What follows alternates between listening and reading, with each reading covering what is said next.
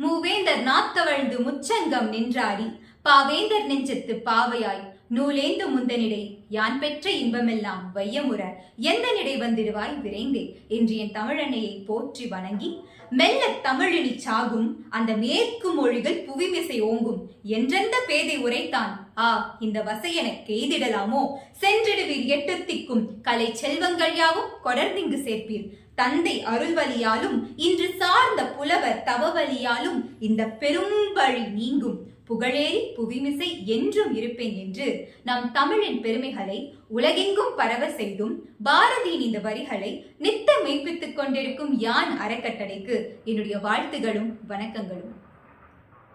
இந்த போட்டியின் தலைப்பிற்காக யான் தமிழ் சேனலில் உள்ள திருக்குறள் காணொலி வரிசையை நான் பார்த்த பொழுது உண்மையிலேயே அது எனக்கும் தமிழுக்குமான காதலை வலுவடைய செய்தது என்றுதான் நான் சொல்ல வேண்டும். அதில் என் மனதிற்கு மிகவும் நெருங்கிய என் மேசையில் பொருத்தி நான் அன்றாடம் பார்த்து என்னை நானே ஊக்குவித்துக் கொள்ளும் அந்த 7 சொற்களை தான் இன்று என் தலைப்பாக நான் தேர்ந்தெடுத்துள்ளேன்.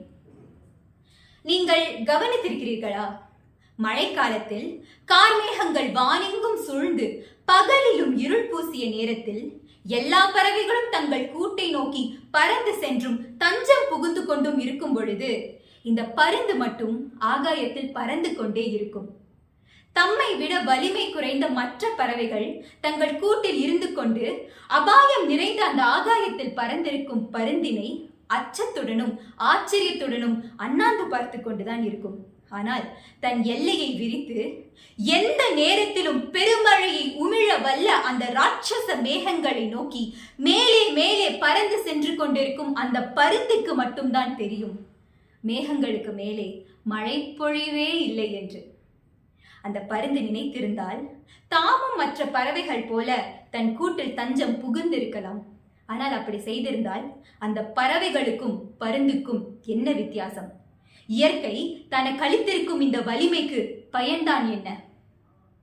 ஒருவர் தமக்கும் மற்றவர்களுக்கும் பயனில்லாமல் வாழ்வது என்பது எத்தகைய ஒரு பாவச் செயலோ அதுபோல தமக்குள் இருக்கும் ஆற்றலை பயன்படுத்தாமல் வாழ்வது என்பதும் அத்தகைய ஒரு பாவச் செயல்தான். மகாபாரதத்தில் எத்தனையோ கதாபாத்திரங்கள் நம்மால் மறக்கவே முடியாது. அதில் ஒன்று அம்பை. உண்மையிலேயே கொற்றவையின் ஸ்வரூபம் என்றுதான் நாம் அவளை சொல்ல வேண்டும்.